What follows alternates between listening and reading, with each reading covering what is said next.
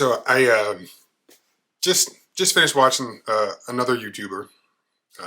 Has over 1 million subscribers. He and his colleagues, um, and the he's talking about how MagSafe is going to become Qi 2, and then therefore it'll become the wireless charging standard for smartphones and maybe even other devices like AirPods and probably smartwatches, other Bluetooth devices. And I think what frustrates me most about the video is his level of excitement for it. I don't want you thinking, oh, you can't be excited about, like, I'm upset that somebody's excited about something. And that's just not true. What I'm disappointed in is the fact that I feel like he, yes, is looking at this as a tech enthusiast, which is a good thing, but you also need to look at this as a consumer because we all are consumers.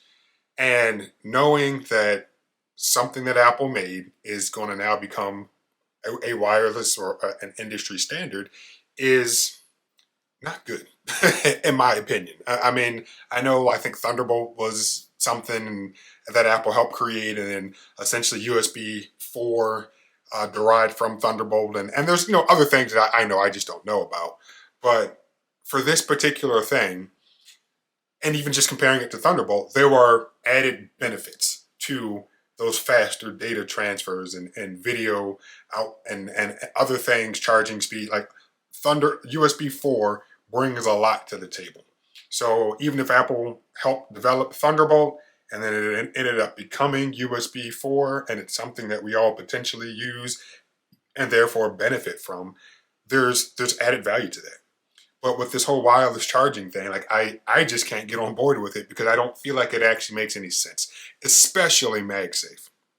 Now, I've written a few little notes here, so I'll be looking up and down.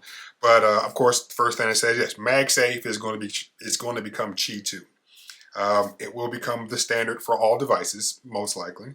Apple currently uses MagSafe, as we know, which is on the iPhones, the AirPods, the Apple Watch. I don't like the idea. Like I'm looking at an iPad mini right there. I don't like the idea of slapping a puck onto the back of an iPad, but that, potentially that will be something that Apple does. Of course, there's the concern about the royalties that Apple would receive as a result of, I guess, owning the patents and licenses and all those things to MagSafe, and then Qi 2 being built on top of that. So I don't know if at some point Apple will no longer, I guess, maybe release their hold on it and it kind of becomes more of an open source type thing. I really don't know, and I don't think anybody really knows right now, except for the people who are close to the deal. Uh, but yeah, Apple's going to do whatever they can to try to make as much money off of stuff as possible. And as I've talked about, and plenty of other people have talked about, right now Apple currently makes a ton of money off of the sale of lightning cables and the royalties they receive from allowing other manufacturers to produce lightning cables that are compatible with the Made for iPhone program. And I don't know why I always pull it up because you can't see it, but I have a single lightning cable right here, which it just stays there even though I no longer have an iPhone. But yeah, that is an Apple cable. Cool. Now, this is going to be all over the place. I know it is, and maybe I'll include chapters, maybe I won't. But this really is just a rant because I am a little frustrated today for other reasons. But then I watched this video and I got even more frustrated. And as I mentioned before, I am happy that he is happy as a tech enthusiast, but I don't feel like he at all looked at this from the perspective of millions, if not billions, of consumers. So when thinking about other actual wireless technologies, because MagSafe is not wireless. There is a cord connected to the puck. So I don't get how people still consider that wireless charging. I guess it would be what, conduction charging? Is that what that would be considered? I don't know, but it's definitely not wireless because there's a long cord connected to that puck. But when I think about the other things that we use with smartphones that are actually wireless, we have Wi-Fi and Bluetooth. And when I think about the added benefit that comes along with both of those technologies, it makes sense. Yes, I could take my laptop and get an Ethernet cable plug it into the modem, but then I'm tied to the modem, or to the router. I'm sitting there, I can't go anywhere, and that's it. Like, yeah, I get the best performance because I'm using a wired as opposed to Wi-Fi, but I'm tethered to that location. Then comes along Wi-Fi, which, many years ago. So not like I'm saying like Wi-Fi is new, but with it came the ability for me to continue to remain connected to the internet, but move around my house or move around my apartment, do whatever. I mean, cell reception, stuff like that. But we're just talking about local things right here. So I might lose some efficiency, but the added benefit and the added convenience that comes along with that loss in efficiency makes it well worth it. So, Wi-Fi, good. Yes, a wired connection is better, but Wi-Fi, in terms of what it provides, great. As a consumer, I would say that. You probably talk to somebody who knows a little more about it technologically, and they will give you their thoughts and opinions. But as a consumer, Wi-Fi is great. Great in the household. The other thing, Bluetooth.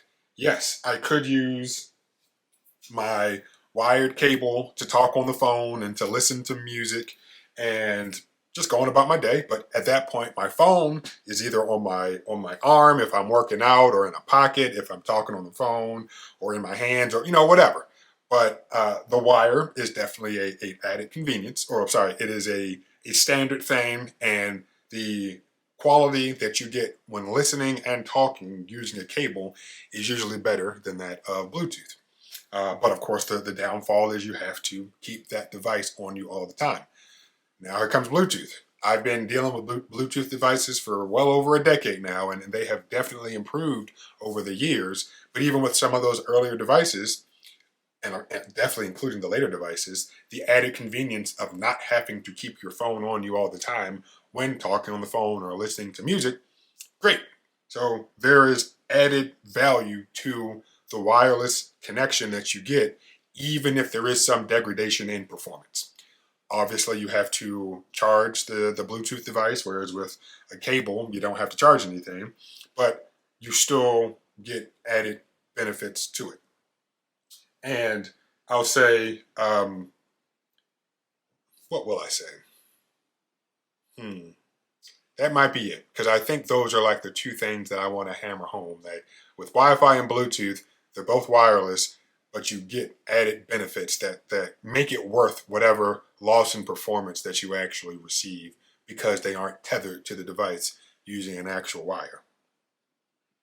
So when I think about MagSafe or just wireless charging in general, yes, if we're just looking at non-MagSafe devices, and you just take your phone, place it down on the charging pad, charges the phone, and then, of course, if you need to use the phone, you have to pick it up, and then now it's no longer charging. So you are having to deal with that dilemma of, well, should I leave it there and charge inefficiently, I might add, or do I need to pick it up right now to actually use it? So what does MagSafe do?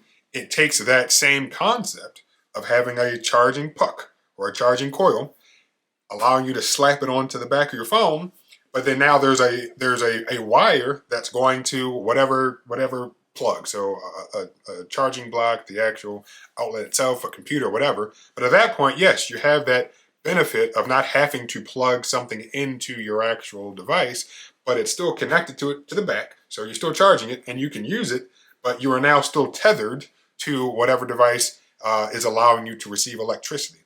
So it's not really wireless. And at that point, if you're going to be tethered to a device anyway, why not just plug a cable into the phone? And with that, you get the more efficient way to charge your device. So for this new MagSafe to become Qi 2 as an industry standard, I see close to zero benefit if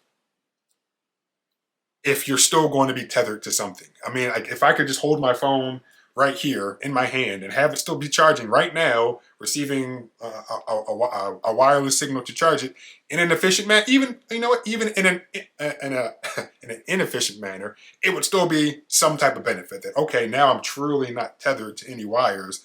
Yes, it's not charging nearly as fast as it could, but I'm able to freely move around. I walk into my house, phone starts charging. I walk into my bedroom, phone starts charging. However I have it set up, and I know there's some device, I don't know if it's Xiaomi or or one of the I want to say Chinese manufacturers that does have something, and I don't know how much it costs nor if it's actually on the market.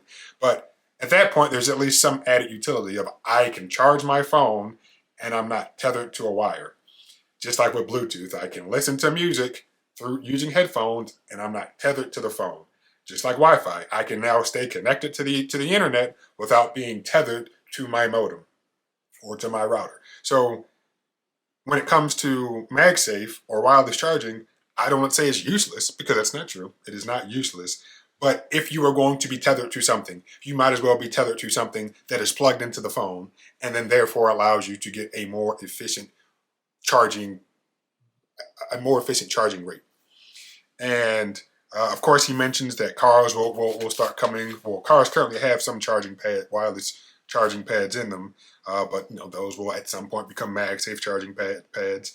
And then he says, I don't want to say he has the audacity to say it because it's not true, but it is. It's he talks about, well, as things progress, this wireless charging MagSafe Qi 2 will become more efficient.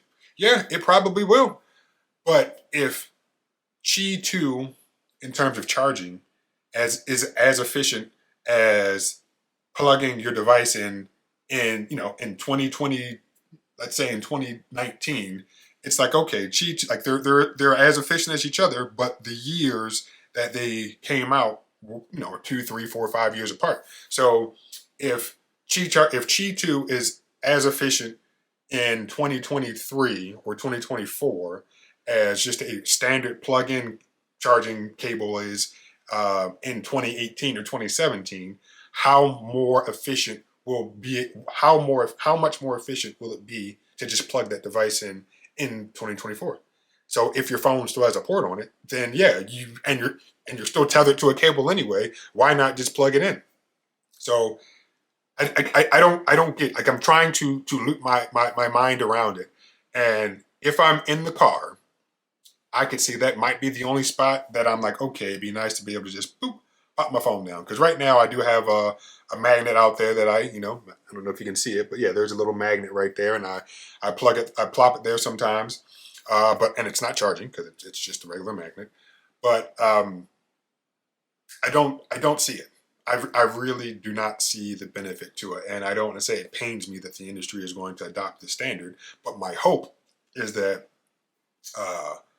And in fact, I'll continue down my list. So yes, my question at that point is, even if Qi charging gets more efficient, will it be as efficient as wireless charging in that year's time? So in 2 years, Qi charging is more efficient, but is wired charging still more efficient?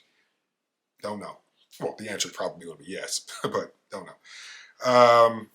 Okay, so then he points out that there are currently Android users who will put the MagSafe wire magnets orientation on the back of their phone.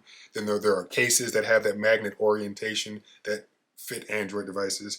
And I think, again, as a tech enthusiast, I get his level of excitement. But I still feel like as a tech enthusiast, he needs to explain that MagSafe is more than just magnets. There are other things, and I don't have an iPhone right now, and I don't have any MagSafe compatible devices. So it's more than just wireless charging, though. So he needs to say that it's not just the orientation of magnets, because at that point, anybody could just make a case, which I'm sure a lot of these device manufacturers did, and just said, all right, we'll just orient the magnets in this circular motion with the little line down at the bottom to help get everything aligned. And that technically is not MagSafe. That's just magnets to better align the wireless puck or the charging puck, even if it's not wireless, so that when you charge your phone, the orientation of the phone is the way that's supposed to be. And at that point, Apple doesn't get royalties because they aren't implementing any of the underlying technologies that come along with the full MagSafe standard. So he needs to explain that yes, again, I don't have the cases, but they're just magnets at that point. So you can call it MagSafe. I would hope that those companies don't call it MagSafe because yes, that is Apple's term. But if they call it something else, then it's just whatever that other thing is, and at that point, it's just possibly slightly more efficient, more secure, wireless charging because the magnets are now oriented in that particular way. So, yeah, he needs to clarify that. When you have that many subscribers, in my opinion, you need to not just get on there and kind of geek. Oh my God, MagSafe! It's going to be the new thing, but you need to inform your audience of everything because some people know. And I only looked at one comment because I didn't feel like reading anymore. But even that point, the first comment I saw pointed out the inefficiencies that come along with wireless charging. So for him to not mention that either, just to say, well, in the future it'll be more efficient, it will still be less efficient than a wired connection in 2024 or 2025. So whatever.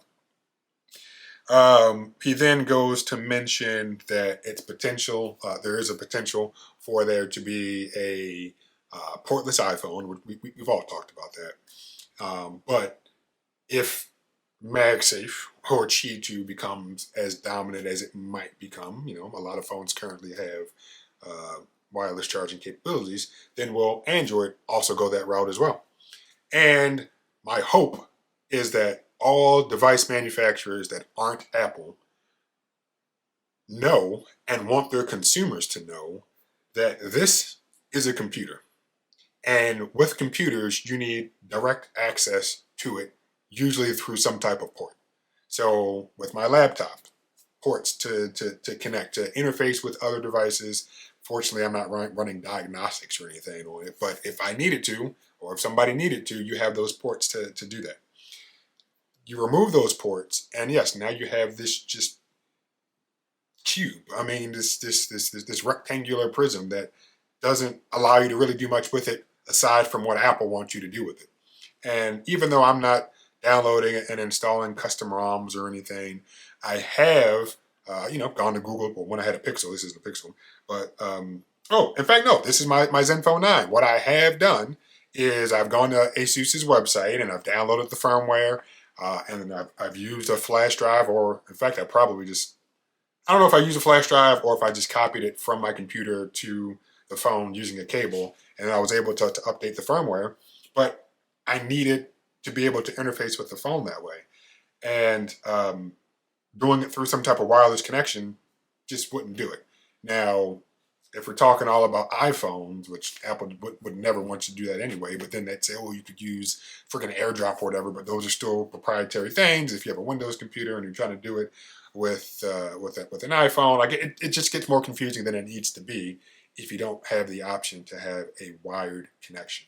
So hopefully I don't live to see a portless phone, unless we get to the point where, yes, wireless transfers are as fast, reliable, and as secure as they need to be.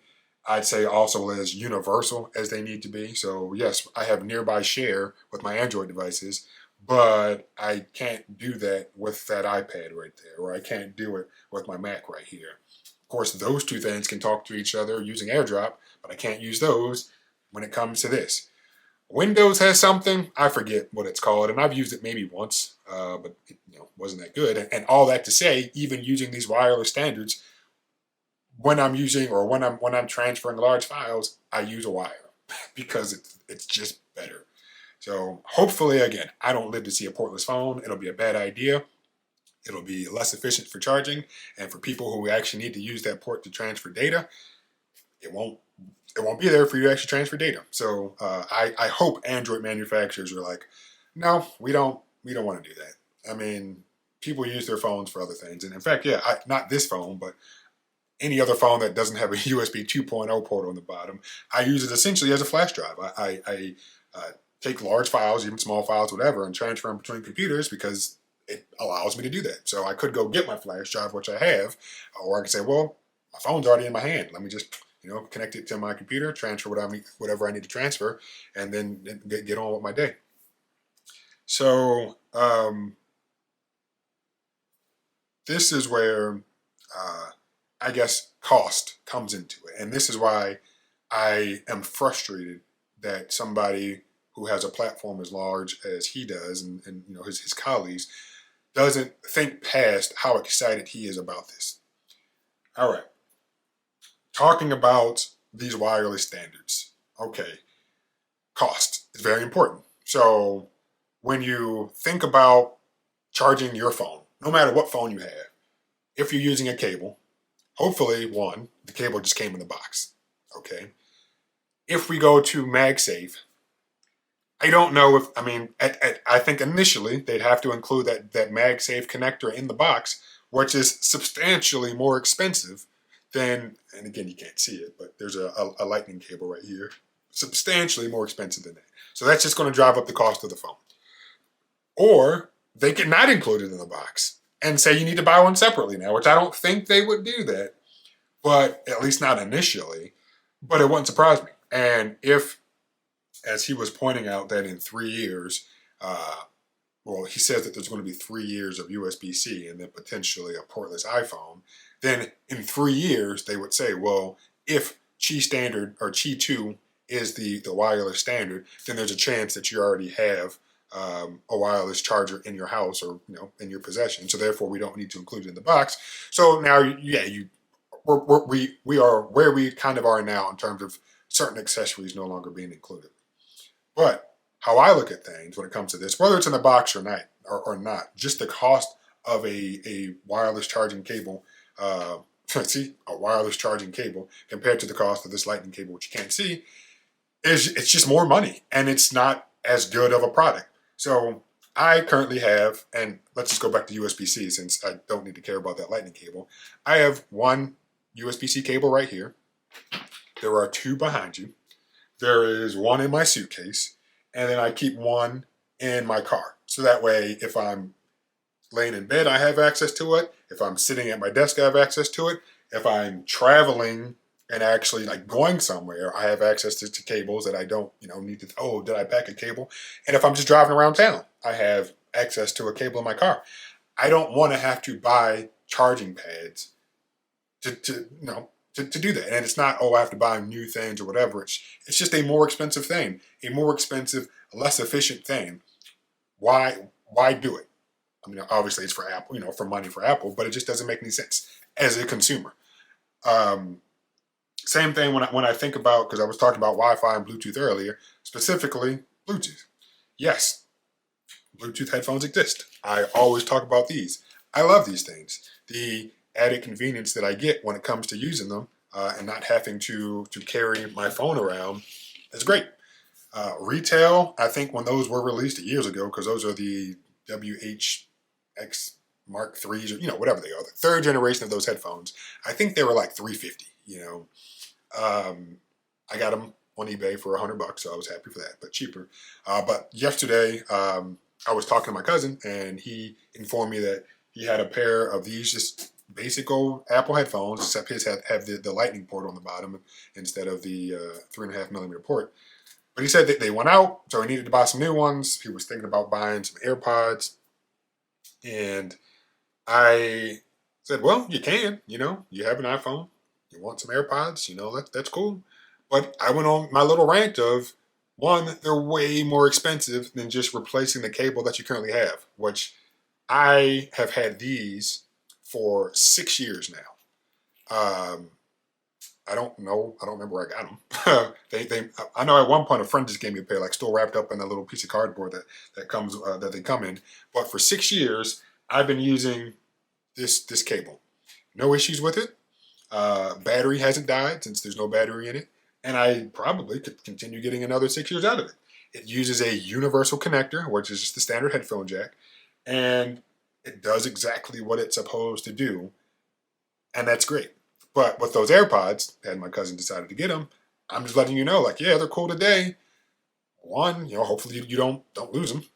If you do, you gotta replace them. Two, the battery at some point is going to die, and the batteries are not they're not replaceable at all. Three, you have to constantly charge them because that's something that you have to always worry about. Because I can imagine he's used to using these cables or this cable, so that's one less thing he has to worry about charging. But even with all of those thoughts and things, there's still added utility, I guess would be the right word, when it comes to Bluetooth stuff. Not having to keep that phone on your person at all time. And I just don't get it when it comes to MagSafe because there's wire. And the last thing that I'll say, because it's the last thing I wrote, and thinking about how some phones Well, a lot of phones no longer have headphone jacks. Ask you this question: which phones don't have headphone jacks? The more expensive ones. I was looking at Motorola's website the other day because I was like, well, maybe I'll just get a Motorola phone just because I don't know. And yes, their Moto G line, their more cheap line, their budget line. From what I saw, they all had headphone jacks. But the Motorola Edge, I believe, is their flagship phone, and no headphone jack. And of course, I'm just like, why? Like you have the room in the phone to put a headphone jack, but you're now choosing to not include it in hopes of people buying Bluetooth headphones. Now, is Motorola a big player when it comes to selling wireless headphones? I don't think so. I mean, I don't know, but Apple is, Samsung is, and there's probably Google has theirs as well. So yeah, they have incentive to take away a port that is universal and sell you something that has universal capabilities in terms of Bluetooth, but also probably some proprietary things that make their particular set of wireless headphones work better with their smartphone. So, so yeah, where was I going with this? Oh, all that to say that even though this particular YouTuber thinks that this is going to become the standard on all phones, which at some point it probably will, but just like with headphone jacks, I feel cheaper phones won't have MagSafe 2 or MagSafe or Qi 2 or whatever it's called. So, yeah, it'll just be another decision of we don't even need to do this in terms of including MagSafe 2 or Qi 2, but we're going to do it on our more expensive phones. Just like we didn't need to remove the headphone jack, but we did because we want to sell you something that's way more expensive than, in the case of audio, these headphones, or in the case of charging and data transfers, just a single cable. So I am going to do whatever I can to avoid anything that's wireless charging for as long as possible because I see absolutely no benefit to it if I'm still tethered to a cable anyway and the charging is slower and less efficient, and if it's a portless phone or whatever, the ability to transfer data either is non-existent or probably a lot slower than what you could get out of a USB 3.0 port or a 3.0 cable. So this is definitely a lot longer than I thought it was going to be. But yeah, I was really frustrated by his level of enthusiasm for something that is perceivably making a product worse. Not just talking about that, I'm looking at the portless potential in the future, but I've never understood why people got excited about MagSafe. MagSafe on a MacBook, yes. MagSafe on an iPhone, no.